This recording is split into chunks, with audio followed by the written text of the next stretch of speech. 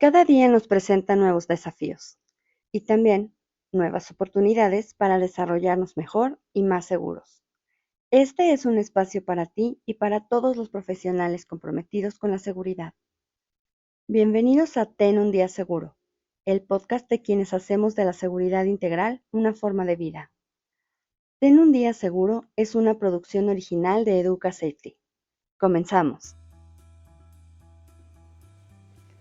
Hola, ¿qué tal? Bienvenidos todos a Ten un día seguro, el podcast de la comunidad de los profesionales en seguridad integral y una referencia para mejorar nuestra práctica profesional.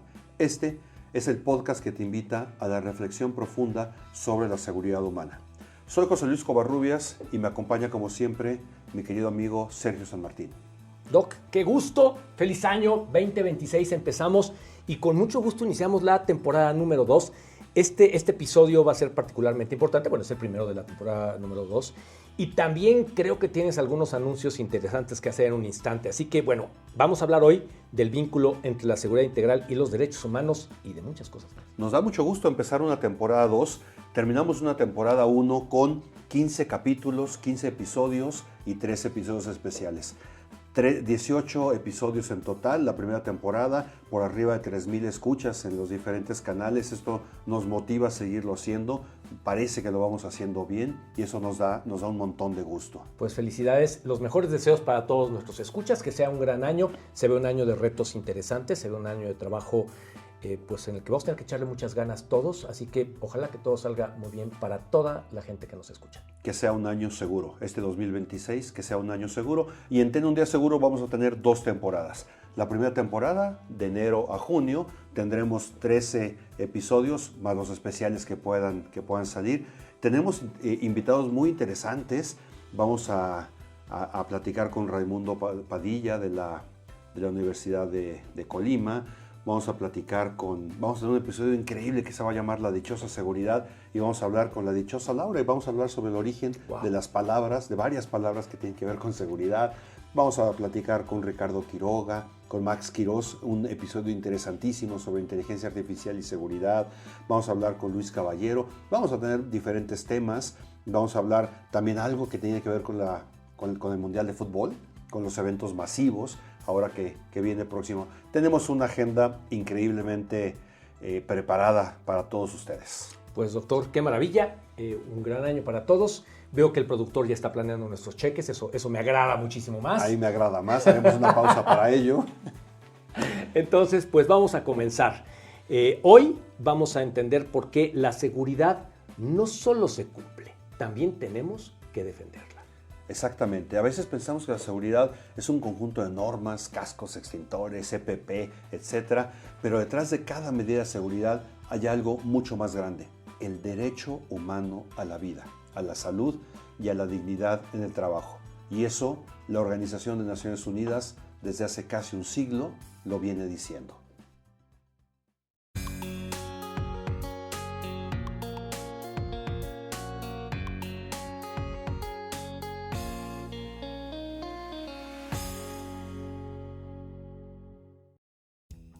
Hola, soy Paula Ugalde y hoy abrimos la segunda temporada de Ten un día seguro con un tema fundamental: la seguridad integral, es decir, la protección civil y la seguridad en el trabajo como un derecho humano. En 1948, tras la barbarie de 2 guerras mundiales, la Asamblea General de la ONU aprobó la Declaración Universal de los Derechos Humanos. En ella se reconocía por primera vez que todas las personas, sin importar su origen, condición o trabajo, tienen derecho a vivir con dignidad, libertad y bienestar. Y dentro de estos principios encontramos la base del tema que hoy nos convoca: el derecho a existir con condiciones de vida y de trabajo que sean seguras, saludables y libres de riesgos graves. Esto implica entender que la verdadera seguridad incluye proteger a las personas de las amenazas que afectan su vida cotidiana. Desastres, accidentes laborales, fallas en la infraestructura, violencia, riesgos tecnológicos y cualquier situación que ponga en riesgo su bienestar físico o mental. Por eso, cuando hablamos de protección civil o de seguridad en el trabajo, también hablamos de derechos humanos, del derecho a regresar a casa con bien, del derecho a estar protegido ante riesgos previsibles, del derecho a un entorno que no amenace tu salud ni tu futuro. En este episodio exploraremos cómo estos derechos se traducen en responsabilidades, políticas, estrategias y prácticas que buscan garantizar una vida más segura para todas y todos.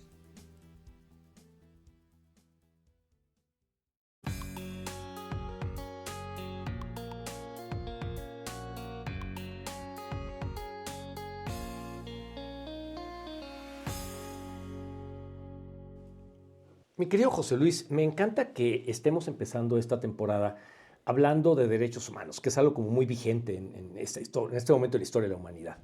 Y a veces creemos que estos temas nada más son algo que compete a los abogados o a las Naciones Unidas, pero es algo que atraviesa, que está presente en nuestra vida diaria.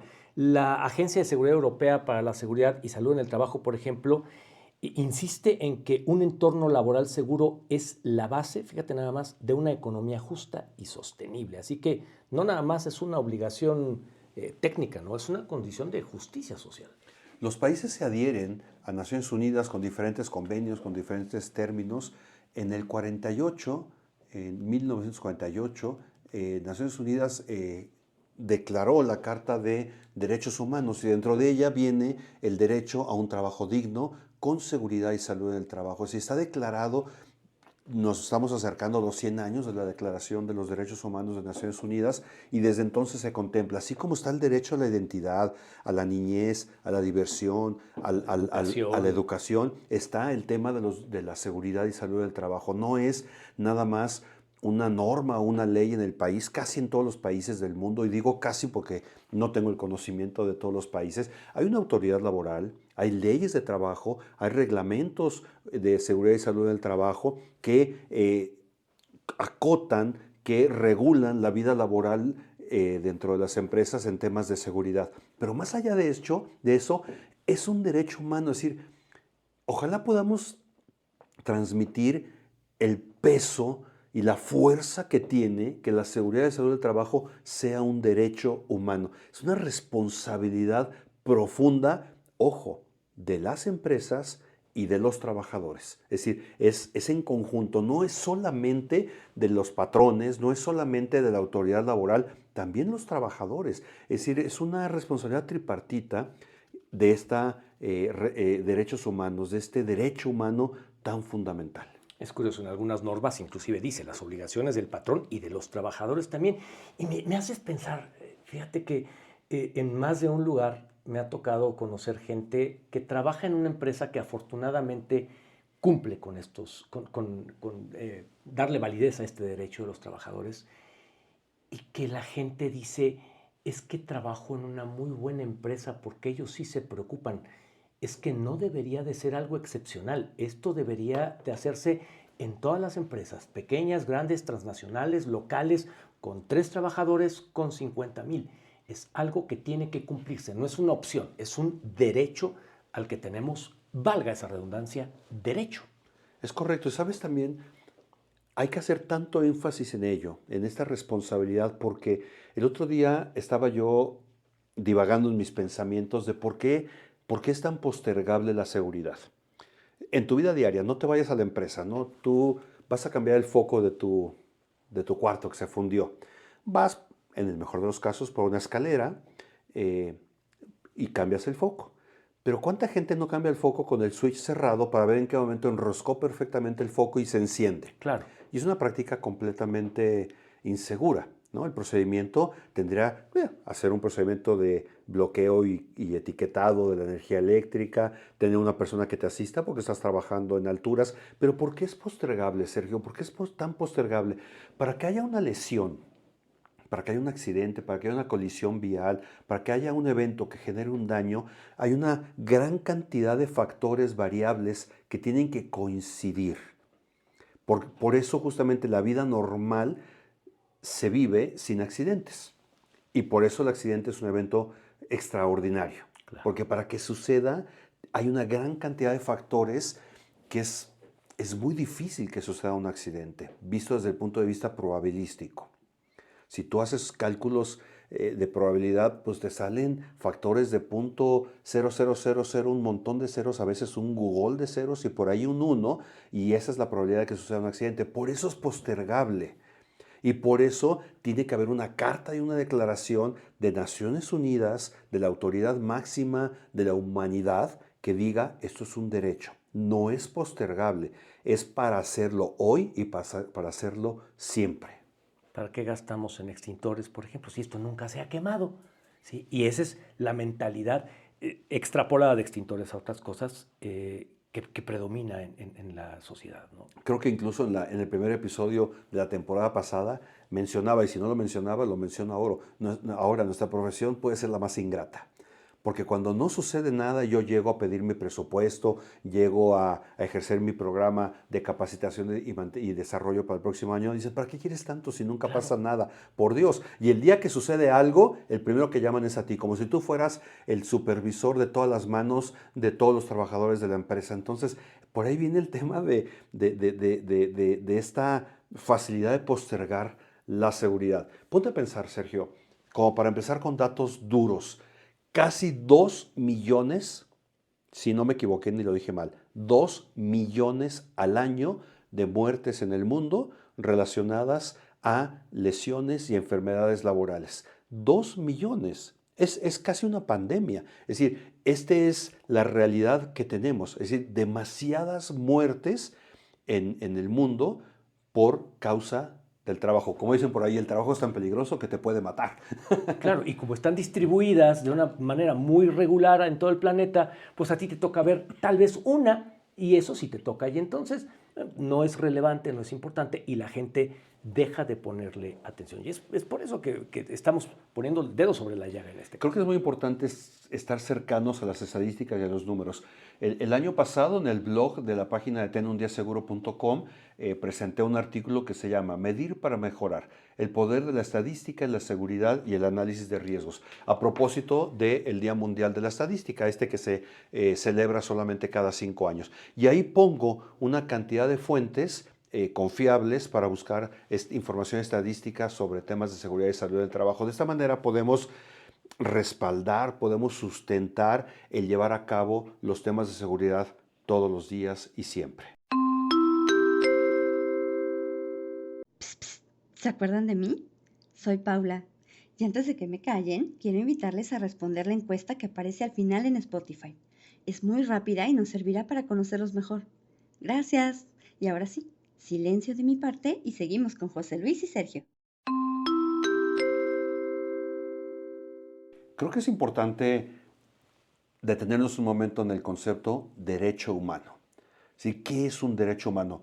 Utilizamos el concepto y el término muchas veces, pero creo que sería muy interesante sentarnos. Naciones Unidas dice que un derecho humano es aquel que es inherente al ser humano por el simple hecho de ser humano. Es decir, esa es la primera concepción. Es decir, por el hecho de que seas un ser humano, ya tienes esos derechos. Están garantizados, o sea, no necesitas más, simplemente por nacer y estar en este planeta, esos derechos son tuyos. Exacto, y no pone condiciones, no dice como por ejemplo el ser un ciudadano de un país tiene ciertas características. Por ejemplo, si una persona comete un delito, según las leyes de muchos países, al menos en México, que son las que conozco poco mejor, sin ser abogado, por supuesto, pero cuando una persona comete un delito penal y tiene una sentencia de libertad y lo meten a la cárcel, pierde ciertos derechos ciudadanos, ¿no? O civiles, no sé cómo no se puede llama. votar, Sí. no, o sea, tiene ciertas características que pierde, estas garantías individuales que se llaman en la Constitución, las pierde, pero no pierde los derechos humanos. Está expreso, cualquiera que sea tu condición de vida, geográfica, laboral, seas un homeless, estés en la cárcel, seas una persona que trabaja, tienes derechos humanos garantizados. Y no son renunciables, o sea, a final de cuentas, sin importar tu color de piel, el idioma que hables, la religión que practicas, tus preferencias sobre sexualidad, tu género, no importa, esos derechos son tuyos desde que naces hasta que dejas de existir. Se consideran que son universales e inalienables. Se aplican a todos y no pueden ser quitados de ninguna manera. Esas son parte de las características. Son indivisibles, tienen interdependencia e interrelación entre todos los derechos humanos. Y entonces, cuando hablamos de que un trabajo digno y seguro es un derecho humano, eso quiere decir que todos quienes nos están escuchando tienen esa posibilidad tienen ese derecho a gozarlo. No es si tu empleador quiere o si la condición se dio. Tienes que contar con un trabajo digno y seguro. Y mira qué curioso lo que estás mencionando, porque la misma Carta de Declaración de los Derechos Humanos de Naciones Unidas, original de 1948, y que ha tenido modificaciones y adaptaciones a lo largo del tiempo, tiene una que es la obligación estatal. Es decir, son derechos humanos que tienes por el simple hecho de ser humano, pero al mismo tiempo se convierten en obligaciones de los estados. Los estados tienen la obligación de garantizar que los pobladores de sus países tengan esos derechos o tengan el acercamiento a esos derechos de manera facultada por el Estado. Es decir, el Estado debe garantizar que los derechos humanos lleguen a todos los ciudadanos de un país. Ok, y eso tristemente es la teoría, porque en la práctica no siempre ocurre y sabemos de historias terribles en algunos lugares en donde el trabajo carece completamente de seguridad, de dignidad, y esto no debería de ser. Ahorita estoy pensando en un señor, Robert Campbell, que en 1913, él era un empresario del acero en el norte de Illinois, de Estados Unidos. Él, junto con otros empresarios, ahorita vas a ver por qué estoy trayendo esta historia, se juntaron varios empresarios del acero con un interés económico, porque los accidentes que estaban teniendo en sus plantas estaban generando tanto retraso en la producción que les estaba afectando sus ventas, poder entregar a tiempo, etc. Se juntaron y empezaron a ver medidas de seguridad, ojo, pero basadas en un concepto económico. Claro.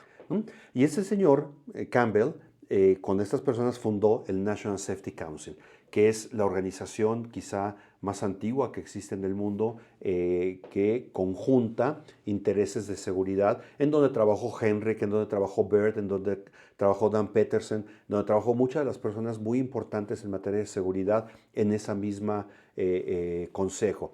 Y en 2004, si no me está fallando la memoria, que es muy probable que me falle, del partido. pero si no fue 2004, fue el 5 o el 3, ahorita el productor nos va a ayudar. Poco después del 2000.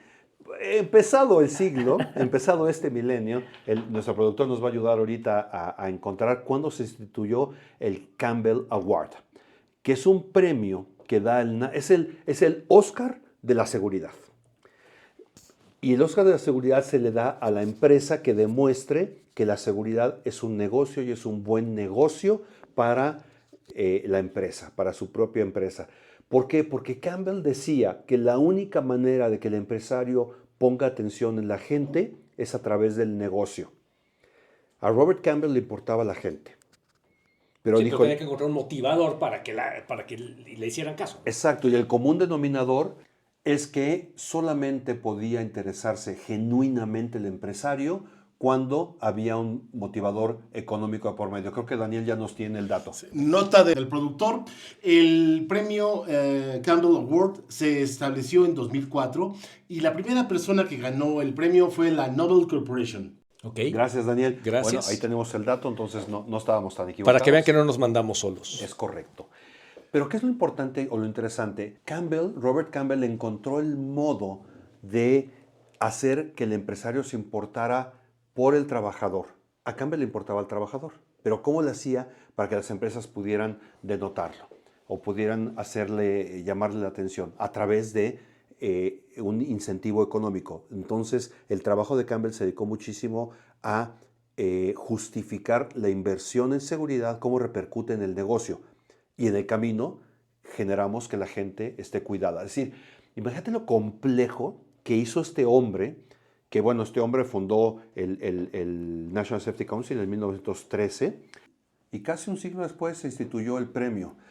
A Campbell le importaba la gente, pero como no podía influir en los empresarios para que cuidaran al trabajador, porque genuinamente no había un interés, Entonces dijo, ¿cómo hago? Y entonces encontró esta fórmula, decir, bueno, empresario, si inviertes en seguridad, tu rentabilidad del negocio va a incrementarse de esta manera, para que de esa forma cuidaran al trabajador. Digo, qué terrible tener que encontrar un motivador de ese tipo, cosa que sigue ocurriendo. Tristísimo, sí, claro. Pero fíjate que, y ya lo platicamos la temporada pasada en el episodio especial, la ONU y la UNDRR han demostrado que cada dólar que se invierte en prevención pues es capaz de generar hasta $36 en beneficios y salvar miles de vidas. O sea, sale mucho más barato evitar que el trabajador se dañe que pagar indemnizaciones y hacer todo el gasto que ello implica una vez que la persona se lesiona. Entonces, prevenir no solo es una cuestión humana, también resulta que tiene la ventaja de que es altamente rentable. Y se pueden hacer proyecciones de viabilidad financiera con estos datos. Claro. Si cuánto voy a invertir yo y cuánto voy a ganar, y entonces cuánto voy a ahorrar o cuánto voy a dejar de perder. Y ese dinero, así como hablábamos en la temporada pasada, que el dinero para cubrir los daños asociados a un evento, a una lesión, no están presupuestados y salen de la utilidad, la misma forma, si yo invierto en seguridad y genero esta relación de 1:36, que incluso hay mismos documentos del National Safety Council que dicen que pueden ser hasta de 1:50. Dan Peterson tiene un libro muy interesante, Authentic Involvement, en donde habla justamente de esta relación que dice que puede llegar a ser de 1:50. Y ese dinero, como tampoco estaba presupuestado ese ingreso, ¿a dónde se va? A la utilidad. Y eso fue lo que descubrió Campbell. Justamente se va el dinero a la utilidad y entonces el empresario podría utilizarlo. Y como tú dices, qué triste que tengamos que llegar a ese... Encontrar una motivación económica y no humana. Exacto, que también podría ser pero por lo menos es una motivación positiva. Claro. La motivación negativa sería te cierro la fábrica, te pongo multas, te imposibilito poder operar, etcétera, y sería una sanción negativa. Sí, qué triste que el ser humano no se preocupe por el ser humano per se, ¿no? Que tenga que haber una declaración de Carta de Derechos Humanos, y podríamos hablar de derechos humanos en general, no nada más de seguridad, ¿no? Del derecho a la niñez, a la diversión de ser niño, al tener vestido y tener dónde dormir, que tengamos que declararlo. Es triste en términos de raza, ¿no? Es terrible. Pero ahora, hablando de esta parte económica, fíjate que escuchaba hace unos días a una persona en México que hablaba del costo de un accidente para una empresa. Y estaba hablando que el costo para la empresa podría ir desde los 200 o 300 mil pesos, algo así como $15,000, hasta los 2 millones de pesos. Y entonces es un evento que puede generar que una empresa cierre definitivamente, porque no tienes más que para pagar las indemnizaciones, las multas, las consecuencias, que además irían relacionadas con el cierre y clausura de una empresa, pues te sacan completamente el negocio. Entonces, definitivamente, prevenir, además de verlo como una cuestión humana y de conciencia que todo el mundo debería tener, pues tiene ese beneficio, ese premio económico. ¿Y qué se lleva de beneficio al trabajador? Un trabajador que tiene un lugar seguro donde trabajar, no tiene estrés, por lo menos en ese sentido, por ir a trabajar, y tiene una salud mental con la cual regresa a su casa y transmite esa salud mental a su familia. Interactúa con la salud mental del resto, porque la salud mental está dado por mis condiciones personales, pero también por mi sociedad inmediata y la sociedad en la cual yo vivo. Entonces, si este tiempo que yo desarrollo mi vida en el trabajo, lo hago de manera segura, y eso me da una paz, una tranquilidad, eso influye directamente en mí y en la sociedad. Es un tema de responsabilidad social tremendo. Me gusta ese giro que le acabas de dar, porque estamos hablando de los empresarios, y luego en algunos ambientes se ve al empresario como el malo, como el villano, ¿no? Pero también hay empresarios que invierten mucho en esto, y tienes a un trabajador que no le interesa, que lo que busca tal vez es únicamente una retribución económica, y el equipo de protección personal y la calidad de o los procedimientos o cómo los cuidan y los protegen, no le interesa más. O sea, tal vez el trabajador dice, prefiero más utilidades a que instales un sistema de alarma de incendios o un sistema de supresión de fuego. Y también los trabajadores tienen un punto importante para exigir y para valorar en el momento en el que se les dé a nivel trabajador, a nivel sindicato, poder decir, esta empresa se preocupa por nosotros y tendremos nosotros que hacer la parte que nos corresponde para cuidarnos también y poder hacer vigente este derecho. Y es un asunto simbiótico, Sergio. Es decir, la empresa invierte en seguridad, en equipos, en sistemas, en modelos. El trabajador lo vive, somehow, de alguna manera, lo está viviendo el trabajador y lo retribuye con mejor productividad, no nada más mayor, también mejor productividad, incluso con un tema que en inglés le llaman moral, que en español a veces es difícil traducirlo cuando se hablan de términos institucionales, el moral, que es el apego, la camiseta, ¿no? Incluso una vez oí a Dan Peterson en una conferencia que decía, bueno, está comprobado que un trabajador que tiene un buen moral, que tiene un buen desarrollo, un buen lugar para desarrollarse, la competencia puede llegar y ofrecerle hasta 20% más de sueldo y el trabajador no se va, lo retiene ese sentido de pertenencia porque aquí me cuidan. En el otro me pueden pagar 20% más, pero no sé cómo me van a cuidar allá. Y eso le pega durísimo al trabajador. Claro, en los cursos de habilidades gerenciales te lo dicen. No es solamente el sueldo que recibe el trabajador, ese es un factor, pero, y al menos en lo que me han platicado a mí en los diplomados que he tomado de eso, es el dinero no es el factor más importante para que un trabajador se sienta, no sé si comprometido sea una traducción aproximada de moral. Va por ahí, sí. Sí, pero para que se sienta comprometido con la empresa. Y entonces, si él se siente a gusto, si lo que pasa en la empresa pues lo hace sentir completo, es más difícil que se vaya. Entonces, esto será un elemento más para tener gente comprometida. Bien, hablemos ahora de algo que con frecuencia pasamos por alto, que es el derecho a la salud mental. Y bueno, de hecho, la Organización Mundial del Trabajo, la OIT, en el 2022, emitieron una guía trabajando en conjunto, en la que afirman que los lugares de trabajo que promueven la salud mental, fíjate qué interesante, contribuyen a generar sociedades más resilientes y productivas, parte de lo que estábamos platicando hace un rato, ¿no?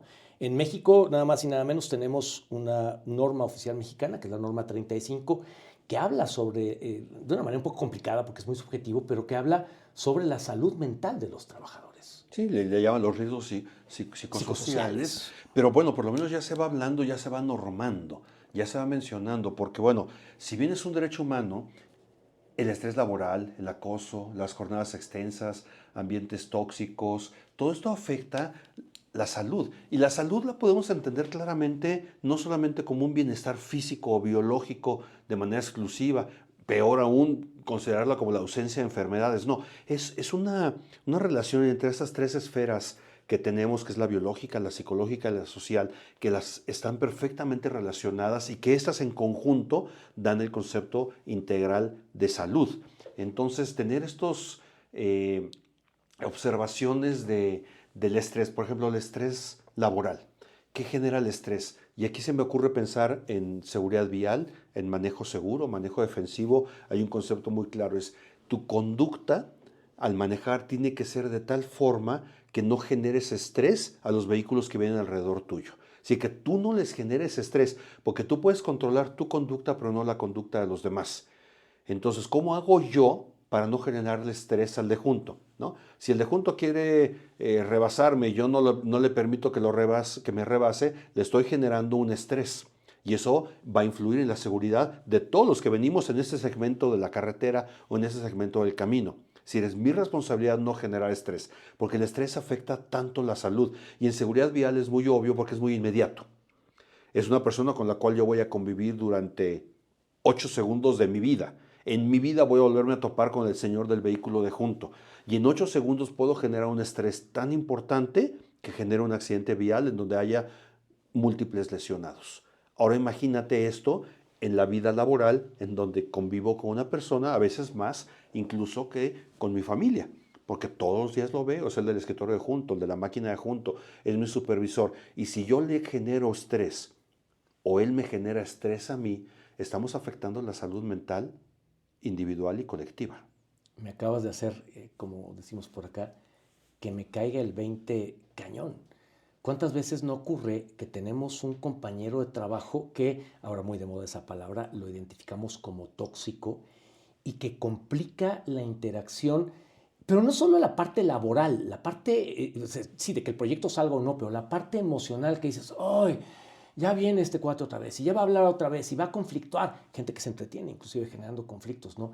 Y eso nos afecta. Y regresando un poquito antes a esto que dijiste que se hace súper interesante, No había dicho interesante esta temporada. Estabas cuidando Estaba yo tu cuidando muletilla. mi lenguaje, pero ya salió porque sí se me hace interesante.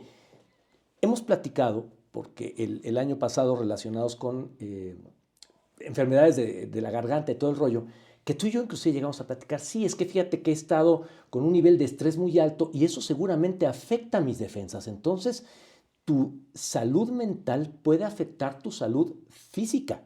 El debilitar tu sistema inmunológico, el hacerte más propenso a padecer ciertas enfermedades. Y eso está demostrado a nivel clínico, ¿no? La gente con un nivel de estrés más alto suele padecer enfermedades con más frecuencia. De hecho, es una de las características del estrés. Debilita tu cuerpo físico, tu cuerpo biológico. Tu sistema inmune lo deprime. Es decir, hay una relación. Es que no somos animales biológicos.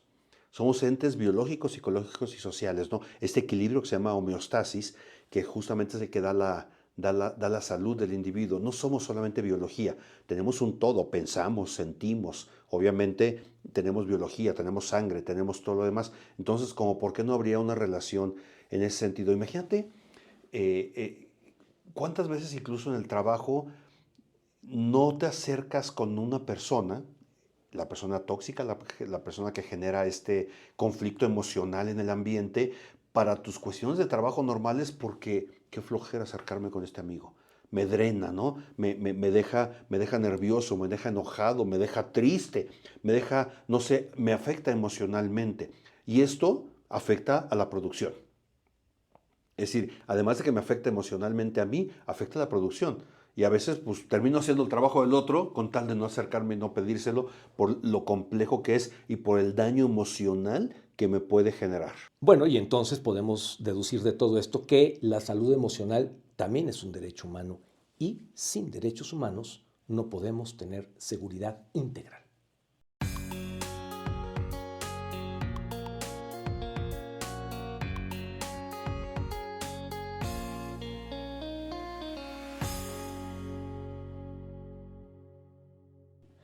Pues como ya es tradición, vamos a hablar de los 5 puntos, nuestras 5 recomendaciones para este punto. Entonces, doctor, échate unos. ¿Cómo llevar los derechos humanos a la práctica de la seguridad integral?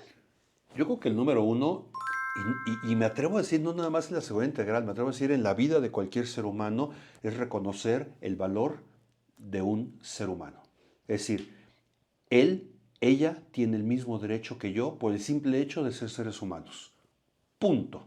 Creo que si entendemos este axioma, que un axioma desde el punto de vista matemático es aquella verdad que es tan valiosa y tan absoluta que no requiere explicación. O sea, no hay que explicar por qué es. Así tendríamos que tomar este axioma. El valor del otro ser humano es fundamental. Y esto llevarlo al valor del ser humano en el trabajo. Es decir, vale tanto como yo y como cualquier otro el ser humano. Creo que eso es lo principal. Cada medida de seguridad protege una vida humana.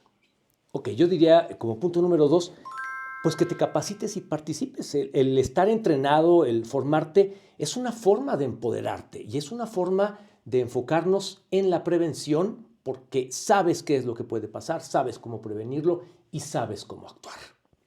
Yo diría número 3, mi querido Sergio, es cuando yo denuncio, cuando yo registro condiciones inseguras, peligros fuera de control, cualquier situación, dependiendo del programa que exista en la empresa, lo hago con el espíritu de que estoy cuidando la vida humana, porque ese peligro sin control, esa condición insegura puede lastimar a alguien. ¿A quién? No sé, a alguien, a un ser humano. Entonces, si yo hago esta denuncia, este registro de condición insegura y lo hago pensando en el ser humano que potencialmente se está lastimando, estoy aplicando ahí el derecho humano. Ok, yo pensaría que como punto número 4 podríamos decir que hay que considerar que la salud mental debe de ser parte de los programas de seguridad. Para poder producir bien, para poder estar bien, tenemos que sentirnos bien. Y entonces, si no me siento a gusto, si mi mente está en otro lado, si mis preocupaciones están en otro lugar, no voy a producir correctamente. Fantástico. Y por último, podríamos pensar que la seguridad empieza con la dignidad en el trato. Como quinta recomendación, yo diría, hay que promover una cultura de respeto. Hacerla muy evidente. Hacer esta cultura de respeto hacia todos los demás. Y yo pensaría que además, si trabajas en un puesto de dirección o de liderazgo y tienes una responsabilidad sobre esto, tienes que tomar en cuenta que la seguridad no se delega, no se pospone. La seguridad se demuestra y se actúa inmediatamente.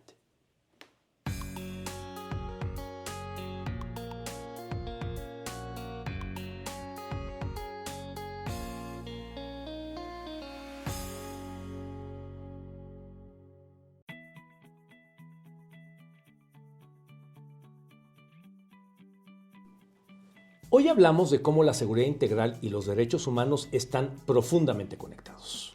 Hablamos de que la prevención, la protección civil, la salud laboral, los temas de seguridad integral no son temas separados, son expresiones del mismo valor universal, de la vida humana. En otras palabras, podríamos decir simple y llanamente, sin derechos humanos no hay seguridad integral. Es claro y obvio. Lo interesante es por qué no lo llevamos a la vida diaria, por qué no lo llevamos a todos los días, porque la seguridad, nuevamente repetimos, no es un tema de normas, no es un tema de cuestiones mandatorias, es un derecho que cualquier trabajador tiene y ejercerlo es una forma de libertad. Guy Ryder, el exdirector de la OIT, decía, ningún trabajo, y creo que es algo que debe ser una premisa, un axioma, como dijiste hace unos minutos, ningún trabajo vale una vida humana, sin importar de quién sea, y eso es lo que nos hace. Esa es una frase contundente, esa es una frase de valor.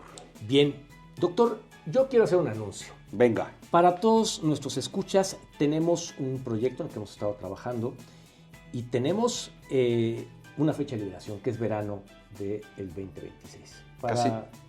Casi 2 años trabajando en este proyecto que va a ver la luz en verano de este mismo año. Y es un proyecto que estoy seguro que va a impactar mucho en la profesionalización y en el trabajo de todas las personas que nos escuchan. Así que manténganse atentos, los seguiremos teniendo ahí informados y platicando de los avances, pero probaditas de vez en cuando. Ándale, una botanita ahí para que vayan viendo qué es lo que viene y manténganse atentos, no dejen de escucharnos porque seguro que esto les va a gustar. Ponemos la botana, ustedes pongan el vinito y esto se va a poner muy bueno. Tú sabes que esas palabras a mí me agradan, así que los esperamos, no nos dejen de escuchar porque estoy seguro que esto les va a gustar. Así que gracias por estar con nosotros en el primer episodio. Doctor, gracias. Daniel, muchísimas gracias.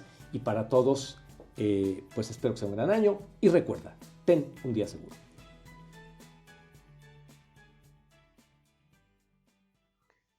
Ten un día seguro es una producción original de Educa Safety.